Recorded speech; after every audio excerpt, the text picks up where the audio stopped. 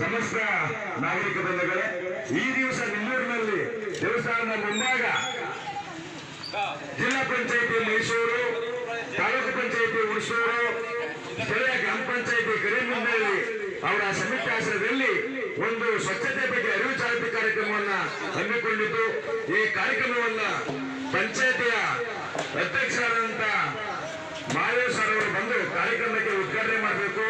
ಹಾಗೆ ಪಂಚಾಯಿತಿಯ ಅಭಿವೃದ್ಧಿ ಅಧಿಕಾರಿಗಳಾದಂತ ರಾಘವೇಂದ್ರ ಸರ್ ಅವರು ಸಹ ಬಂದು ಕಾರ್ಯಕ್ರಮವನ್ನ ಉದ್ಘಾಟನೆ ಮಾಡಿ ಕಂದ್ರನಿಮಿಷ ಮುಖದ ಉದ್ಘಾಟನೆ ಮಾಡ್ತಿದ್ದಾರೆ. ಅವರಿಗೆ ಸ್ವಾಗತ ಬಯಸೋಣ.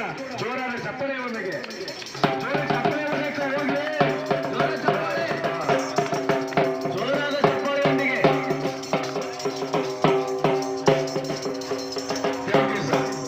ಉದ್ಘಾಟನೆ ಮಾಡಿಕೊಟ್ಟಂತ ಎಲ್ಲ ಅಧ್ಯಕ್ಷರು, ಉಪಾಧ್ಯಕ್ಷರು, ಸರ್ವ ಸದಸ್ಯರಿಗೆ ಕಲೆಗಳ ಪರವಾಗಿ, ಉನ್ನತ ಟ್ರಸ್ಟ್ನ ಪರವಾಗಿ ಸ್ವಾಗತ.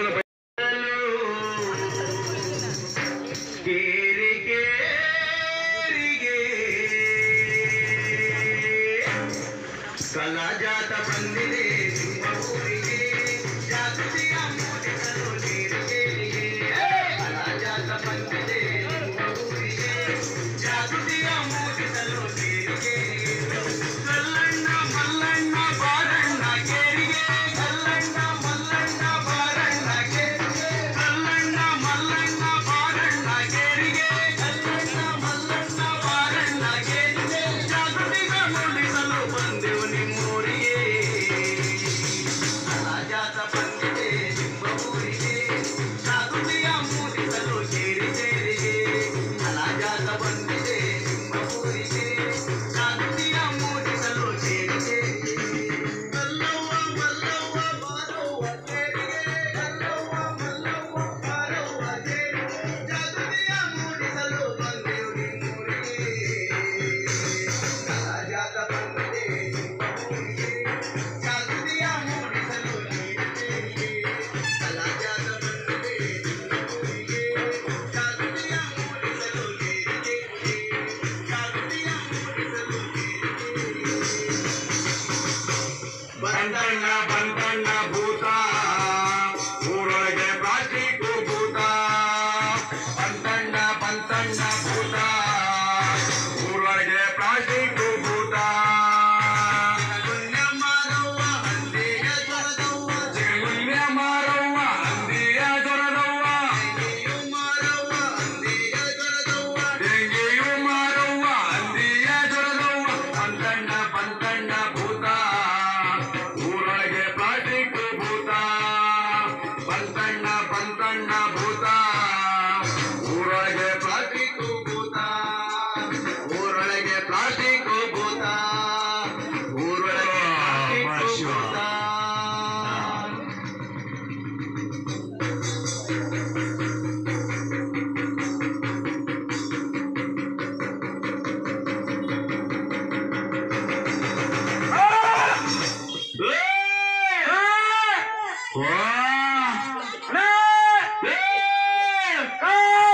ಏನಾಯ್ತು ಏನಾಯ್ತು?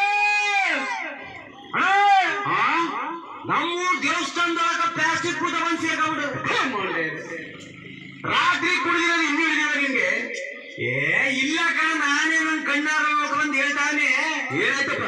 ನಮ್ಮೂರ್ ದೇವಸ್ಥಾನದ ಪ್ಲಾಸ್ಟಿಕ್ ಭೂತ ಬಂದು ಸೇರ್ಕೊಂಡು. ಅಕ್ಕ, ಇದೇನ್ ಕಲಿಗಾಲ ಅಂತ ನಮ್ಮೂರ್ ದೇವಸ್ಥಾನದೊಳಗ ಪ್ಲಾಸ್ಟಿಕ್ ಭೂತ ಸೇರ್ಕೊಂಡ್ಬಿಟ್ಟಿದ. ಏನ್ ಬತ್ತಪ್ಪ ಕಾಲ. ನೀ ಸಂತ ನಿಂತಿರೋರೆಲ್ಲ ಕರ್ಕಪ್ಪ, ನಾನು ದೇವಸ್ಥಾನ ತಪ್ಪಿರೋರೆಲ್ಲ ಕರ್ಕ ಬರ್ತೀನಿ. ಸರಿ ಹೋಗು. ಕಸ ಹೇಳೋದ್ರಿಂದ ಬನ್ನಿ. ಊರೊಳಗ ಪ್ಲಾಸ್ಟಿಕ್ ಭೂತ ಬಂದ್ಬಿಡು, ದೇವಸ್ಥಾನದೊಳಗ ಬಂದ್ರಪ್ಪ. ಅಯ್ಯೋ ಅಯ್ಯೋ ಬಗ ಅಕ್ಕ, ಅಲ್ಲ ನಿಂತೀರ ಬಗ. ಅಯ್ಯೋ ಅಯ್ಯೋ ಬಗಪ್ಪ. ಕಿರ್ಚಾಡ್ಕೊಂಡು ಯಾವ ಕರ ಹೊರಟ್ರಿ? ತಗಪ್ಪ, ಹರ್ಚಾಡ್ಕೊಂಡು ಕಿರ್ಚಾಡ್ಕೊಂಡು ಯಾವ ಕಡೆಗೂ ಹೋಯ್ತಾ ಇಲ್ಲ. ನಮ್ಮೂರು ದೇವಸ್ಥಾನದೊಳಗ ಪ್ಲಾಸ್ಟಿಕ್ ಭೂತ ಬಂದು ಸೇರ್ಕೊಂಡ್ಬಿಡ. ಅದೇನ ಜೋರಾಗಿ ನಮಗ ಕಿವಿ ಕೇಳ್ತಾ ಇಲ್ಲ. ತಗಪ್ಪ, ನಮ್ಮೂರು ದೇವಸ್ಥಾನದೊಳಗ ಪ್ಲಾಸ್ಟಿಕ್ ಭೂತ ಬಂದು ಸೇರ್ಕೊಂಡ್ಬಿಡ.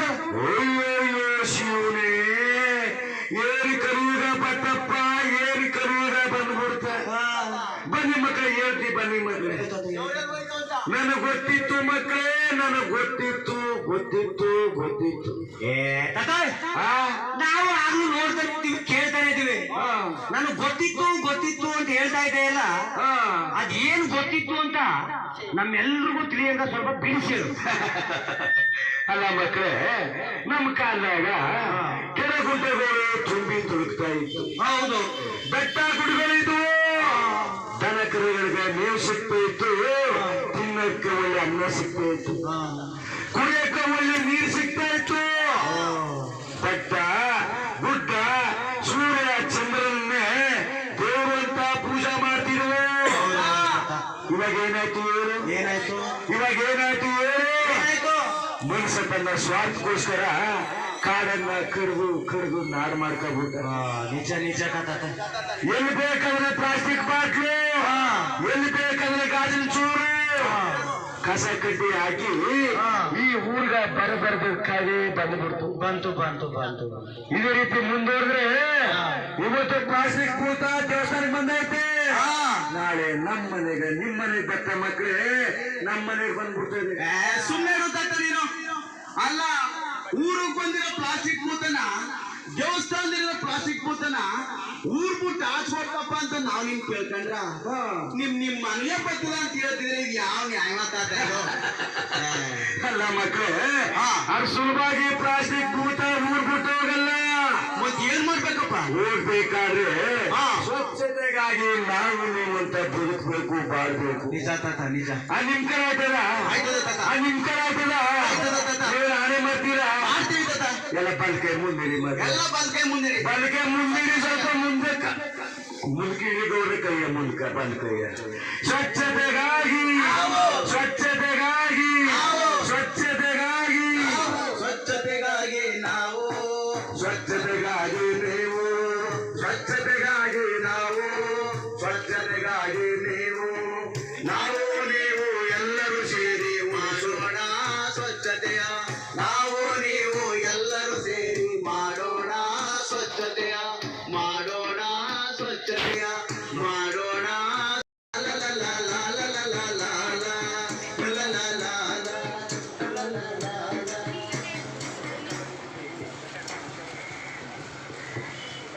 ಅಲ್ಲ ಕಣಕ, ಬೆಳಗ್ಗೆ ಅಂತ ಕೆಲಸ ಮಾಡ್ಬಿಡೋದ ನೀನು.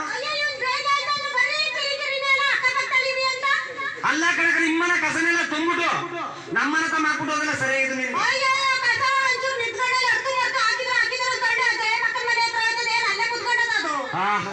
ಕೇಳ್ರಪ್ಪ ಹೇಳುದು ಅಂತ. ಅಲ್ಲ, ಇವ್ರ ಮನ ಕಸ ತಂದು ನನ್ನ ಮನ ತಮ್ಮ ಸುರಿಯದಂತ ನಾನು ಜಯಮಕ್ಕ ಅವ್ರ ಮನ ತಮ್ಮ ಸುರಿಬೇಕಂತ ಪುಟ್ಟಳವ. ನಿನ್ ಜೊತೆ ಮಾತಾಡಕ ನನ್ಗ ಪುರ್ಸತ್ತಿಲ್ಲ. ಆ ಕಸ ತಕ್ಕಂದು ನಿಮ್ ತಿಪ್ಕೆ ಹಾಕಿಲ್ಲ, ನೀನ್ ಕೊಳಗೆ ಹಾಕ ಖಾಲಿ ಮಾಡೋದು ತೆಗಿಯಾಕಿಲ್ಲ. ಅಲ್ಲ, ಗೌರ್ಮೆಂಟ್ ಜಾಗ ಅಂತಂದ್ರೆ ನಿಮ್ಮ ಅಪ್ಪನ ಅಂತ ತಿಳ್ಕೊಂಡಿದ್ದ. ಸುಮ್ ಮಾತು ಮಾತಾಡಿಸಿ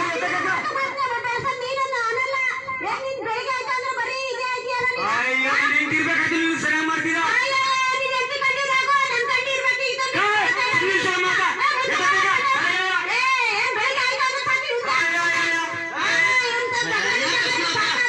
ಕೇಳಕ್ ಬಂದಿರೋ ದೊಡ್ಡವ್ರು ಇಲ್ಲಿ. ಕಸನೆಲ್ಲ ತಂದ್ಬಿಟ್ಟು ನಮ್ಮನೆ ತಮ್ಮ ಸರಿ ಆಗ್ತದೆ. ನಿನ್ ಕಸದ ಮನ ಹಾಳಾಯ್ತು, ನಿಮ್ದೆ ಕೊಡಿ. ಎಷ್ಟ್ ಜನ ಕೂತಿರ್ ನೋಡಲ್ಲಿ ನಿಮ್ ಜಾಗ ನೋಡ್ತಾ. ಊರಲ್ಲಿ ನಿಮ್ ಇಬ್ರೇ ಇದಾರೆ, ಯಾರಿಲ್ಲಪ್ಪ ಬೀದಿಲಿ. ನಿಮ್ಗೆ ಹೇಳೋರು ಕೇಳೋರು ಯಾರು ಇಲ್ಲ. ಮೊನ್ನೆ ದಿನ ಅವ್ರವ್ವ ಚರಂಡಿ ನೀರ್ ಹರಿತದೆ ನಮ್ಮನೆ ಕಡೆ ಅಂದ್ಬಿಟ್ಟು ಅಡ್ಡಾಡಕ್ಕೆಲ್ಲ ಕಡೆ ಅದನ್ನ ಕೇಳೋರು ಯಾರು ಇಲ್ಲ. ಆಮೇಲೆ ಅವ್ರು ಹೆಂಡ್ತಿ ಏನ್ ಮಾಡ್ತಾರೆ ಗೊತ್ತಾ? ಧೂಳು ದುಮ್ಮು ಕಸ ಮುಸ ಎಲ್ಲರೂ ಹೊರಗ ಬಂದ್ಬಿಟ್ಟು ಪಟ್ಟ ಕಟ್ಟಿ ನಮ್ಮನೆ ಮುಂದೆ ಇಡ್ತಾರೆ.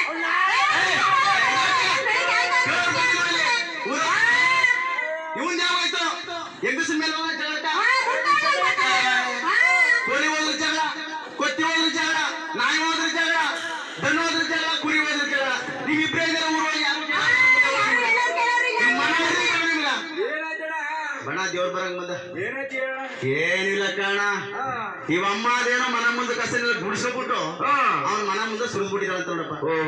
ಹಣ ಒಂದೇ ಸಮ ದಿನ ಜಗಳ ಕಣ, ನಿದ್ರನೇ ಕೊಡಲ್ಲ ಜನಗಳಿಗೆ. ಇವ್ರಿಬ್ಬರನ್ನೇ ನೋಡ್ಬೇಕಾಗದ. ಏನೋ ಹೆಸರು? ಆ ಕುನ್ನಿಂಗ. ಕುನ್ನಿಗಣ. ಅಲ್ಲ ಕುನ್ನಿಗಣ, ಬೆಳಗಿನೇ ಸುಪ್ರಭಾತ ಶುರು ಮಾಡಿದ್ರ ಜನಗಳು ನೆಮ್ಮದಿಗೆ ಇರ್ಬೇಕು ಬೇಡವಯ್ಯ. ಜನಗಳು ನೆಮ್ಮದಿಯಾಗಿ ಇರ್ತಾರ. ಇದು ಏನಾಯ್ತು ಹೇಳು ಹೋಗ್ಲಿ. ಅವ್ರ ಮನೆ ಕಸನೆಲ್ಲ ನೋಡಿಲ್ಲ ಆಕಳ ನೋಡಿ ಮುಂದ ಕಾಣ್ತದೆ ಟಮಾಟ ಚೂರು ಹಂಗೆ ಕೊಸಗರೆ ಬಣ್ಣಕಾಯಿ ಟಮಾಟ ಗಾಜನ್ ಚೂರು ಬೇರೆ ಹಾಕ್ಬಿಟ್ಟ ಇನ್ನು ನನಗೆ ಚಿಕ್ಕವು ಕಾಗಿಲ್ ಮಾಡ್ಬಿಟ್ಟು ಗಾಯ ಆಯ್ತು ಅಂತಂದ್ರ ಇವ್ರ ಅಪ್ಪ ವಾಸಿ ಮಾಡ್ಕೊಡ್ತಾರೆ ಇರ್ಲಿ ಇರ್ಲಿ ಇರ್ಲಿ ಇರ್ಲಿ ಏನೋ ಅಮ್ಮನೇಶ್ವರು ಹುಚ್ಚಮ್ಮ ಅಂತ ಕೇಳ ಹುಚ್ಚಮ್ಮನವ್ರೆ ಅಲ್ಲ ಹುಚ್ಚಮ್ಮ ನಿಮ್ಮನ ಕಸ ತಕೊಂಡೋಗಿ ಅವ್ರ ಮನೆ ಮುಂದೆ ಹಾಕ್ಬಿಟ್ಟು ಅವ್ರ ಜೊತೆಲಿ ಜಗ ಮಾಡಕ್ ತಪ್ಪಲ್ವಮ್ಮ? ನಾನು ಗೌರ್ಮೆಂಟ್ ಜಾಗದಲ್ಲಿ ಕಸ ಹಾಕಿರೋದಣ್ಣ ಅವ್ರ ಮನೆ ಮುಂದೆ ಏನು ಹಾಕಿಲ್ಲ ಅವನ ತಲೆ ಮೇಲೆ ಅವ್ರ ಮಕ್ಕಳ ತಲೆ ಮೇಲೆ ಹಾಕಿದ್ರೆ ಕೇಳಿ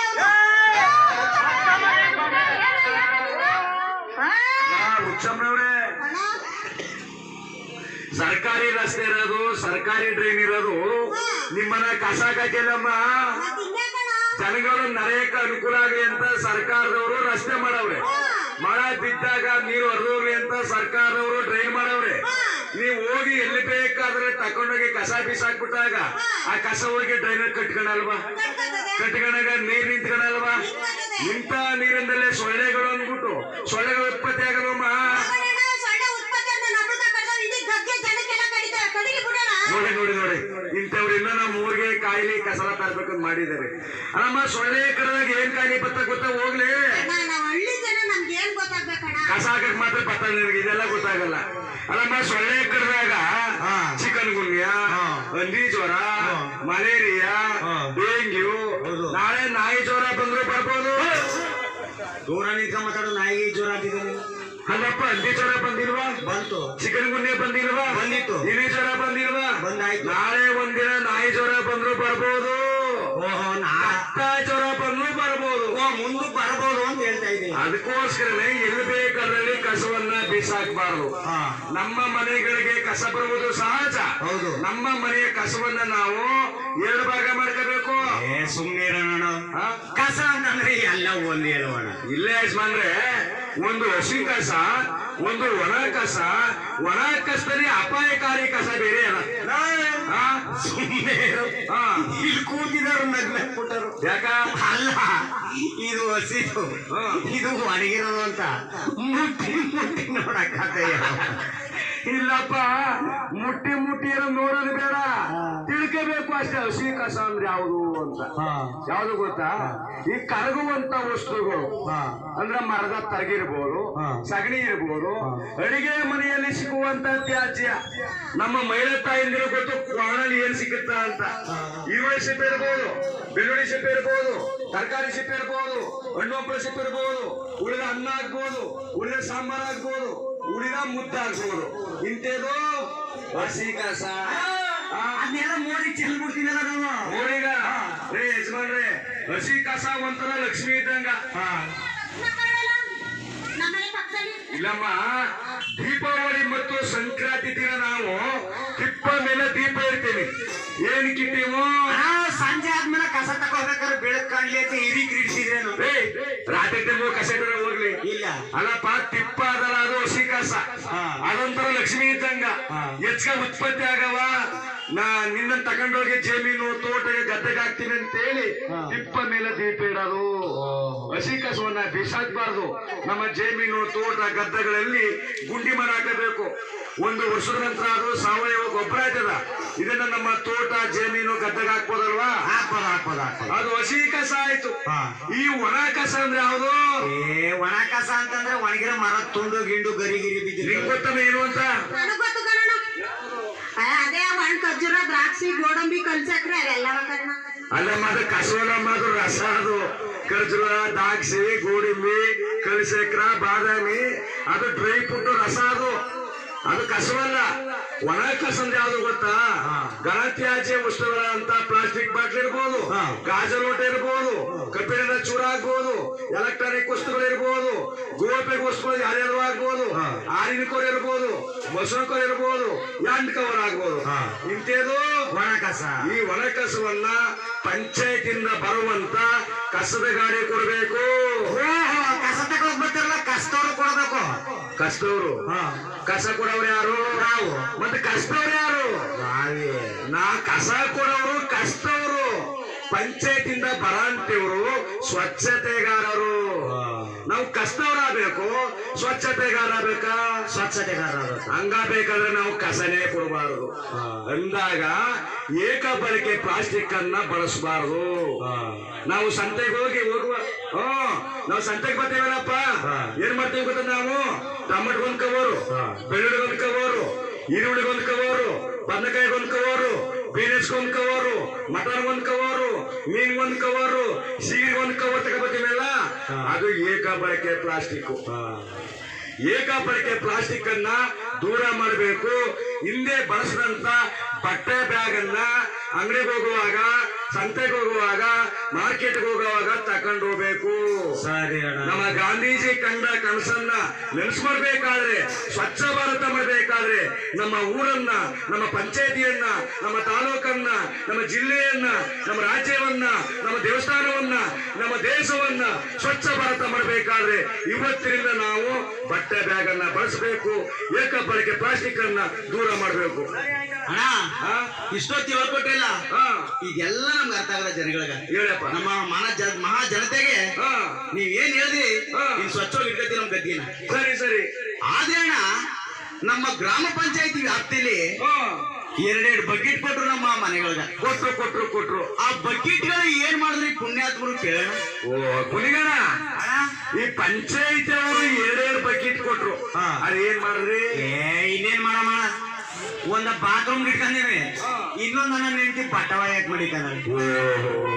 ನೀವೇನ್ ಮಾಡಿದ್ರಿ ಅಮ್ಮ? ಅಲ್ಲ, ಒಂದ್ ರಾಗಿ ಹಸಿಟ್ ಹಾಕೊಂಡಿವಿ, ಒಂದ್ ಅಕ್ಕಿ ಹಸಿಟ್ ಹಾಕೊಂಡಿವಿ ಹಾಕಿ. ಅಲ್ಲ ತಾಯಿ, ಪಂಚಾಯತಿ ಅವರು ಬಕೆಟ್ ಕೊಟ್ಟಿರೋದು ಬಾತ್ರೂಮ್ಗೆ, ಬಟ್ಟೆ ಒಗೆಯಕ, ರಾಗಿ ಇಟ್ಟು ಅದ ಅಕ್ಕಿ ಹಾಕಕ್ಕೆಲ್ಲಮ್ಮ. ಹಸಿರು ಬಕೆಟ್ಗೆ ಹಸಿ ಕಸವನ್ನ ಹಾಕ್ಬೇಕು, ನೀಲಿ ಬಕೆಟ್ಗೆ ಒಣ ಕಸವನ್ನ ಹಾಕಿ, ಒಣ ಕಸ ಮಾತ್ರ ಪಂಚಾಯತಿ ಗಾಡಿ ಕೊಡ್ಬೇಕು, ಹಸಿ ಕಸವನ್ನ ಗೊಬ್ಬರ ಮಾಡ್ಕೋಬೇಕು. ಪಂಚಾಯತಿ ಕಸದ ಗಾಡಿ ನಮ್ಮ ಊರು ಬರ್ಬೇಕಾದ್ರೆ ಬಳಕೆದಾರರ ಸುಂಕ ಅಂತೇಳಿ ದಿನಕ್ಕೆ 1 ರೂಪಾಯಿಯನ್ನ ಕಟ್ಕೊಡ್ಬೇಕು. ತಿಂಗಳಿಗೆ 30 ರೂಪಾಯಿ. ಬೆಳಗ್ಗೆ ನಮ್ಮ ಮಕ್ಕಳಿಗೆ ನಾವು ಕುರ್ಕುರೆ ಅಂತ, ಗೋಬಿ ಅಂತ, ಬೆಡ್ ಅಂತ, ಬಿಸ್ಕೆಟ್ ಅಂತ ಅಂತೇಳಿ 10 ರೂಪಾಯಿ 20 ರೂಪಾಯಿ ಕೊಡ್ತೇವೆ. ನಮ್ಮ ಊರ ಸ್ವಚ್ಛತೆ ಮಾಡಂತವ್ರಿಗೆ ದಿನಕ್ಕೆ ನಾವು 1 ರೂಪಾಯಿ ಕೊಡಕ್ಕಾಗಲ್ವಾ? 1 ರೂಪಾಯಿ ಕೊಟ್ಟಾಗ ನಮ್ಮ ಪಂಚಾಯತಿಯ ಕನಸನ್ನು ನೆನಸು ಮಾಡಬಹುದು ಅಂತ ಹೇಳ್ತಾ, ಕಸವನ್ನ ಚೆಲ್ಲದಿರಿ ಎಲ್ಲಂದರಲ್ಲೇ, ಕಸವನ್ನ ಚೆಲ್ಲದಿರಿ, ಕಸವನ್ನ ಚೆಲ್ಲದಿರಿ ಎಲ್ಲಂದರಲ್ಲೇ, ಕಸವನ್ನ ಚೆಲ್ಲದಿರಿ. ನೀರೆಂಬುದು ಬಯಸಿದಾಗಲೆಲ್ಲ ಸಿಗುವ ಮಾಯಾ ವಸ್ತು ಅಲ್ಲ. ನೀರೆಂಬುದು ಬಯಸಿದಾಗಲೆಲ್ಲ ಸಿಗುವ ಮಾಯಾ ವಸ್ತು ಅಲ್ಲ. ಅಯ್ಯೋ, ನಮ್ಮ ಮನೆ ಹತ್ರ ನಲ್ಲಿ ನೀರ ಬರಕಿಲ್ಲ ಕಂಡ್ರಣ, ಸಣ್ಣ ಬಟ್ಟೆ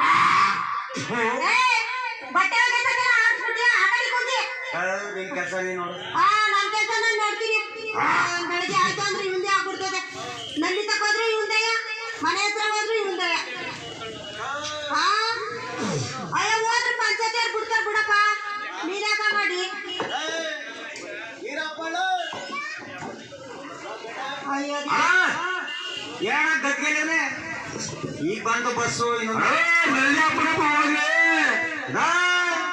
ಇದೇ ಕಡೆ ಹಿಂಗಾರ್ದ ನಂದ್ಯಾಪುರ. ಅಯ್ಯೋ, ಹೋದ್ರೆ ಹೋಯ್ತ ಬಿಡು, ಇಲ್ಲಿ ಇಂಪಾರ್ಟೆಂಟ್ ಕಾಲ್ ಬಂದದ. ಓ ನಂದ್ಯಾಪುರಮ್ಮ, ರೇ ಯಜಮಾನ್ರಿ, ನಂದ್ಯಾಪುರೆ ಒಳ್ಳೆ ಕಟ್ವಾಯ್ತು ನಿಮ್ದು. ಬೆಳಿಗ್ಗೆ ಈ ಜಟ್ಟಿಂಗ್ ಆಡ್ತಾ ಇದ್ದೀನಿ ನೀನು ಅಂತ. ಅದೇ ಯಜಮಾನ್ರಿ, ನೀವು ನಲ್ಲಿ ಮಾಡ್ಬಿಟ್ಟು ಅಲೋ ಅಂತ ಫೋನಲ್ಲಿ ಮಾತಾಡಿ ನಿಂತ್ಕೊಂಡ್ರ, ಇಲ್ಲಿ ನೋಡಿ ಬಿಂದಿಗೆ ತುಂಬಿ ನೀರು ಹೋಯ್ತೇನೆ ಅದ.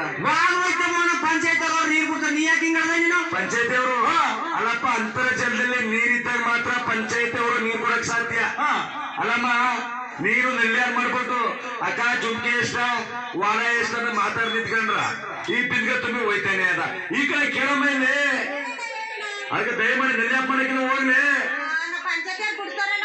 ಅಮ್ರ ಪಂಚಾಯತಿ ಅವ್ರಿ ಅಂತ ಅಲ್ಲ, ಒಂದು ಹನಿ ನೀರು ಉತ್ಪತ್ತಿ ಆಗಬೇಕಾದ್ರೆ ಸಾವಿರಾರು ವರ್ಷಗಳು ಬೇಕು ಯಜಮಾನ್ರೆ. ನಮ್ ದೇಶ ಎಷ್ಟು ಮುಂದುವರೆದಿರ್ಲಿ, ಎಷ್ಟೋ ಜನ ವಿಜ್ಞಾನಿಗಳಿರ್ಲಿ, ನಮ್ಮ ದೇಶದ ವಿಜ್ಞಾನಿಗಳು ಮಂಗಳಕ್ಕೆ ಹೋಗಿದ್ದಾರೆ, ಚಂದ್ರಗ್ರಹಕ್ಕೆ ಹೋಗಿದ್ದಾರೆ, ನಾಳೆ ಒಂದಿನ ಸೂರ್ಯಗ್ರಹಕ್ಕೂ ಹೋಗ್ಬೋದು. ಆದ್ರೆ ಒಂದು ತೊಟ್ಟು ನೀರನ್ನ, ಒಂದು ತೊಟ್ಟು ರಕ್ತವನ್ನ, ಒಂದು ತೊಟ್ಟು ಎದೆ ಹಾಲನ್ನ ಯಾರು ಸಹ ಉತ್ಪತ್ತಿ ಮಾಡಕ್ಕಾಗಲ್ಲ.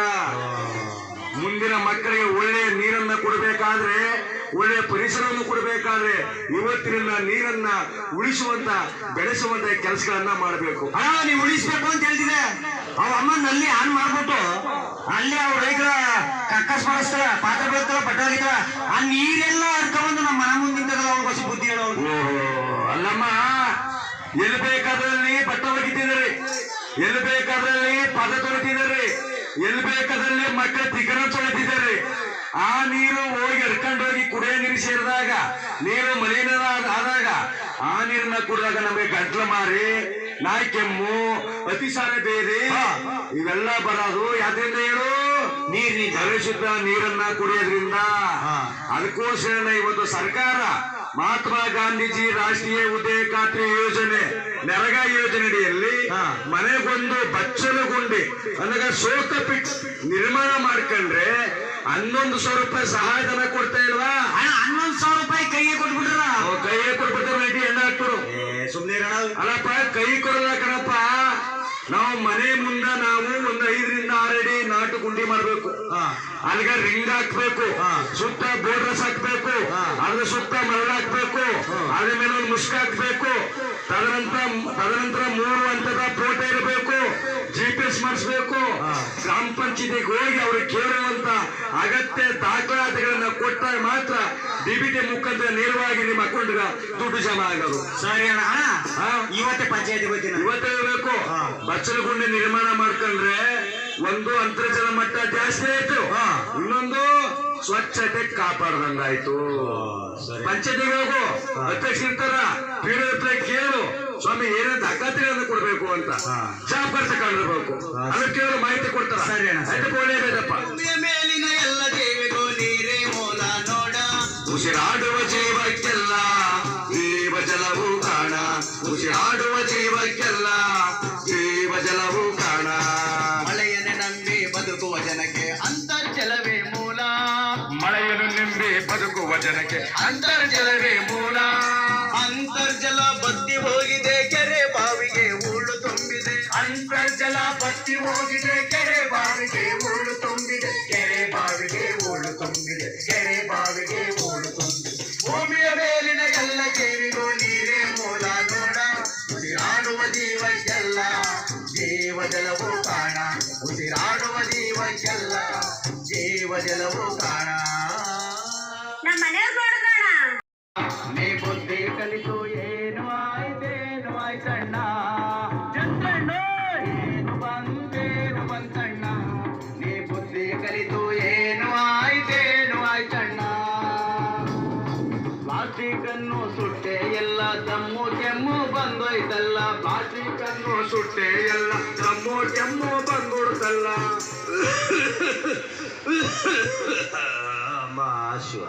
ಪ್ಲಾಸ್ಟಿಕ್ ಅನ್ನು ಸುಟ್ಟೆ ಎಲ್ಲ ಚರ್ಮ ರೋಗ ಬಂದೋಯ್ತಲ್ಲ, ಪ್ಲಾಸ್ಟಿಕ್ ಅನ್ನು ಸುಟ್ಟೆ ಎಲ್ಲ ಚರ್ಮ ರೋಗ ಬಂದೋಯ್ತಲ್ಲ. ಪ್ಲಾಸ್ಟಿಕ್ ಹೋಗಿ ಮೇಲೆ ಹೋಗಿ ಓದೋದು ಬರ ಹೊಡೆದೋಯ್ತಲ್ಲ, ಏನು ಬಂತೇನು ಬಂತಣ್ಣ.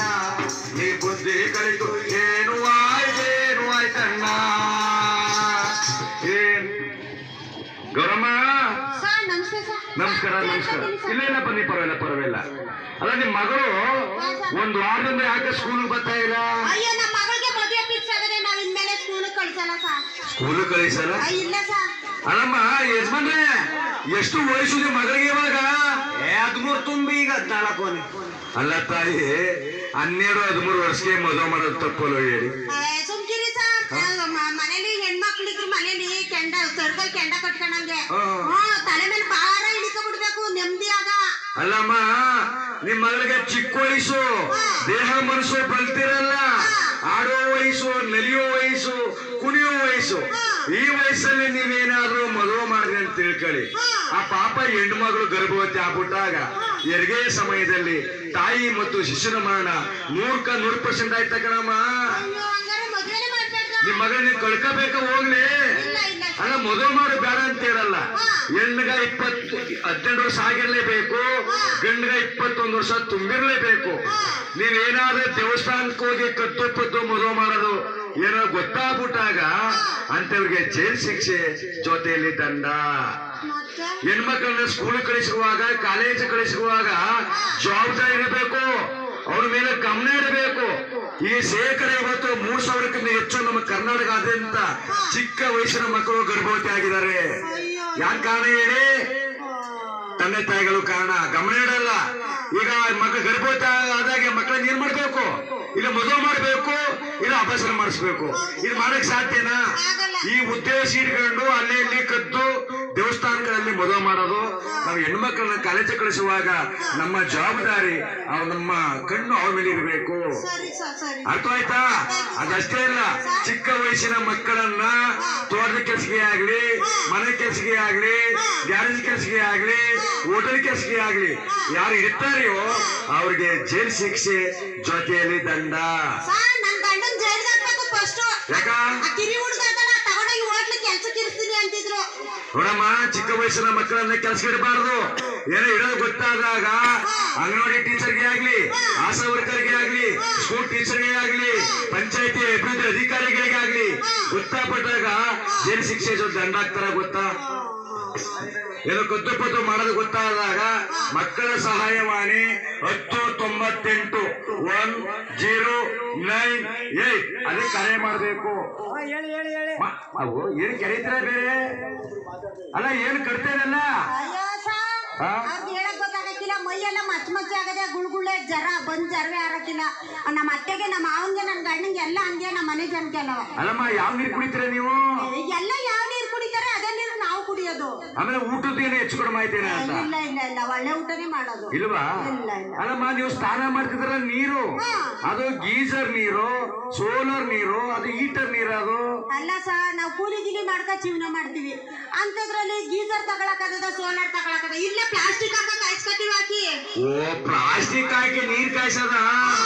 ನೋಡಮ್ಮ, ಪ್ಲಾಸ್ಟಿಕ್ ಕಾಯಿಸಿ ನೀರ್ ಕಾಯಿಸೋದ್ರಿಂದ, ಆ ಹೊಗ ಕುಡಿಯೋದ್ರಿಂದ ನಮಗೆ ಸೂಲು, ದಮ್ಮು, ಅಸ್ತಮ ಕಾಯಿಲೆ ಬರೋದು, ಕ್ಯಾನ್ಸರ್ ಬರೋದು, ಹೃದಯ ಸಂಬಂಧಪಟ್ಟಂತ ಕಾಯಿಲೆಗಳು ಬರೋದು, ನರರೋಗ ಬರೋದು ಈ ಪ್ಲಾಸ್ಟಿಕ್ ಅನ್ನ ಸುಡೋದ್ರಿಂದ, ಅದು ಹೊಗ ಕುಡಿಯೋದ್ರಿಂದ.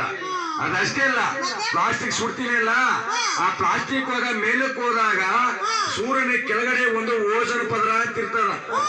ಆ ಓಜನ್ ಪದರ ಒಡೆದೋದಾಗ ಆ ಸೂರ್ಯನ ಕಿರಣ ನೇರವಾಗಿ ನಮ್ಮ ಮೈ ಮೇಲೆ ಬಿದ್ದಾಗ ನಮಗೆ ಚರ್ಮಕ್ಕೆ ಸಂಬಂಧಪಟ್ಟಂತ ಕಾಯಿಲೆಗಳು ಬರೋದು. ಮೊದಲ ಉಳ್ಕಡೆ ಅಂತ ಬರ್ತದೆ ಗೊತ್ತ ನಿಮ್ಗ? ಆ ಮೊದಲ ಬೆಳ್ಳುಳ್ಳಿ ತಿಕ್ಬಿಟ್ರೆ ಹೊಡೆದಿತ್ತು, ಇವಾಗ 30 ದಿನ ಮಾತ್ರ ಕುಡಿದ್ರು ಹೋಗಲ್ಲ. ಇದ ಕಾರಣ ಪ್ಲಾಸ್ಟಿಕ್. ದಯಮಾಡಿ ಪ್ಲಾಸ್ಟಿಕ್ ಅನ್ನ ಸುಡಬಾರದು. ಆರೋಗ್ಯ ಭಾರತವನ್ನು ನಾವು ಕಟ್ಟಬೇಕಾದ್ರೆ ಎಲ್ಲಿ ಬೇಕಾದ್ರೆ ಪ್ಲಾಸ್ಟಿಕ್ ಅನ್ನೇ ಬಿಸಾಕಬಾರದು. ಆ ಪ್ಲಾಸ್ಟಿಕ್ ಅನ್ನ ಒಂದ್ ಕಡೆ ಶೇಖರಣೆ ಮಾಡಿ ಬರುವಂತ ಗುಜರಿಗಾಡಿ ಕೊಡ್ಬೇಕು.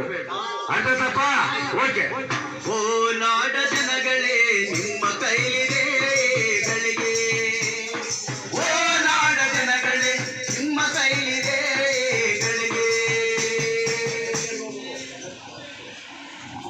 ಬಂಧುಗಳೇ, ಕಾರ್ಯಕ್ರಮ ನೋಡಿದ್ರ ಈ ಕಾರ್ಯಕ್ರಮ ಉದ್ದೇಶಿಸಿ ನಮ್ಮ ಅಭಿವೃದ್ಧಿ ಅಧಿಕಾರಿಗಳು ಬಂದು ಎರಡು ಮಾತಾಡಬೇಕು ಕೇಳ್ಕೊಟ್ಟಿದೆ. ಬನ್ನಿ ಸರ್.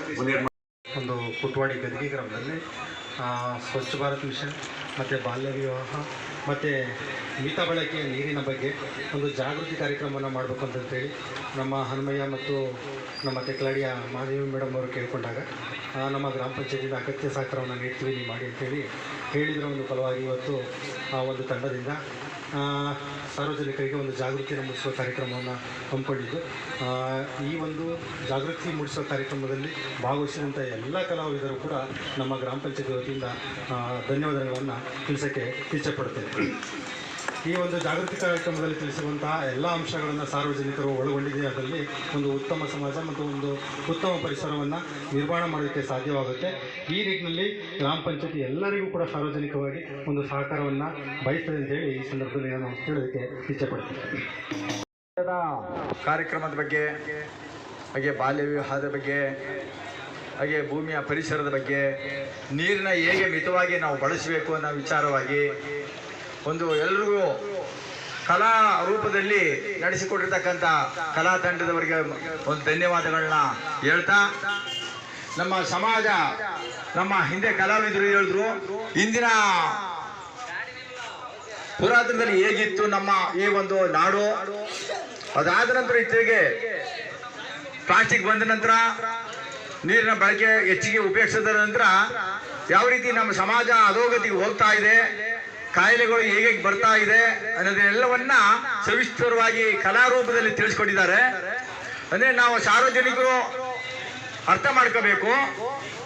ಈಗ ನಾಟಕದಲ್ಲೇ ಆ ಕಲಾ ರೂಪದಲ್ಲಿ ಹೇಳಿದ್ರು, ನಮ್ಮನೆ ಕಸ ತಗೊಂಡೋಗಿ ಬೇರೆಯವ್ರ ಮನೆಗೆ ಹಾಕುವಂಥದ್ದು ಇದು ನಡೀತಾ ಇದೆ, ದಿನನಿತ್ಯ ಆಗುವಂತ ಜಗಳನೇ ಇದು.